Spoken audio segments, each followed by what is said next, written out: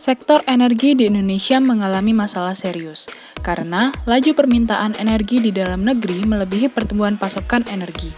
Energi baru dan terbarukan harus mulai dikembangkan dan dikuasai sejak dini, dengan mengubah pola pikir atau mindset bahwa energi baru dan terbarukan bukan sekedar sebagai energi alternatif dari bahan bakar fosil, tetapi harus menjadi penyangga pasokan energi nasional. Penggunaan sampah menjadi bahan bakar alternatif memang bukan hal yang asing di telinga kita. Namun sayangnya, di Indonesia sendiri masih banyak pemanfaatan sampah yang tidak dikelola dengan baik, sehingga menghasilkan tumpukan sampah yang menggunung dan dapat mencemari lingkungan. Dalam lansiran artikel teknologi.com, data pada bulan Agustus tahun 2018 menyebutkan bahwa Jakarta, yang merupakan salah satu kota besar di Indonesia, dapat memproduksi sampah sebanyak 7.000 ton setiap harinya. Sekitar 2.000 ton diantaranya adalah sampah plastik. Tentu kondisi ini cukup mengkhawatirkan. Berdasarkan sumber yang dilansir dari stateofgrid.com, sebanyak 660 ton sampah dapat menghasilkan 400 MW per hour setiap harinya. Lalu bagaimanakah cara mengubah sampah menjadi listrik? Proses mengubah sampah menjadi listrik dan energi yang bermanfaat lainnya biasa dikenal dengan proses waste to energy. Dikenal ada beberapa teknologi yang bisa digunakan untuk mengubah sampah menjadi energi.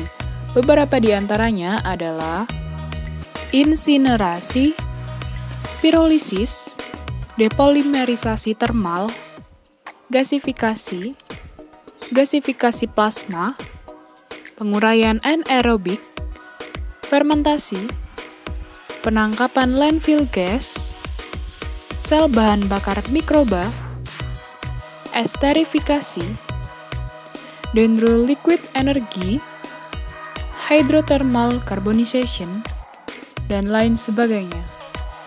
Dan berikut adalah beberapa penjelasannya. Insinerasi. Insinerasi adalah sebuah proses pembakaran bahan-bahan organik yang terkandung di dalam material sampah. Insinerasi dan proses-proses lain yang melibatkan temperatur tinggi termasuk ke dalam proses konversi waste to energy termokimia. Dalam proses insinerasi sampah menghasilkan 3 produk utama, yaitu abu, gas buang, dan energi panas. Untuk energi panas, dimanfaatkan untuk berbagai macam keperluan. Pada industri modern, energi panas ini langsung dipergunakan untuk sumber panas pembangkit listrik tenaga sampah atau biasa disingkat dengan PLTSA. Pirolisis. Pirolisis adalah sebuah proses dekomposisi material dengan jalan menaikkan temperatur secara bertahap pada kondisi atmosfer bebas oksigen. Umumnya proses pirolisis diawali pada temperatur 350 derajat Celcius hingga 550 derajat Celcius dan terus naik hingga 700 derajat Celcius sampai 800 derajat Celcius dalam kondisi bebas udara atau oksigen. Depolimerisasi termal. Depolimerisasi termal pada sampah adalah proses pirolisis hidro untuk memecah polimer kompleks organik sampah menjadi minyak mentah ringan. Proses ini mampu memecah sampah-sampah biomasa hingga plastik yang tersusun atas polimer rantai panjang karbon, hidrogen, dan oksigen menjadi minyak mentah hidrokarbon rantai pendek dengan jumlah maksimum 18 rangkaian atom karbon. Gasifikasi. Gasifikasi adalah proses pemanasan material-material organik berbasis karbon menjadi karbon monoksida, hidrogen, dan karbon dioksida. Proses ini menggunakan panas tinggi di atas 700 derajat Celcius tanpa terjadi proses pembakaran dan mereaksikan material-material organik dengan sejumlah oksigen dan uap air terkontrol. Produk dari proses gasifikasi biasa disebut dengan synthetic gas, yang merupakan bahan bakar daur ulang ramah lingkungan. Gasifikasi plasma.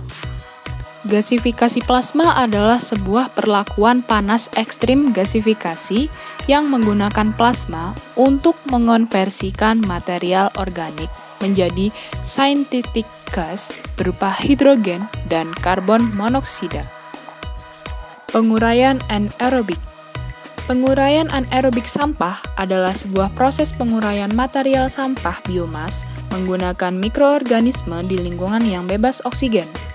Proses yang juga kita kenal dengan istilah biogas ini dan beberapa proses selanjutnya masuk ke dalam kategori proses konversi waste to energi biokimia.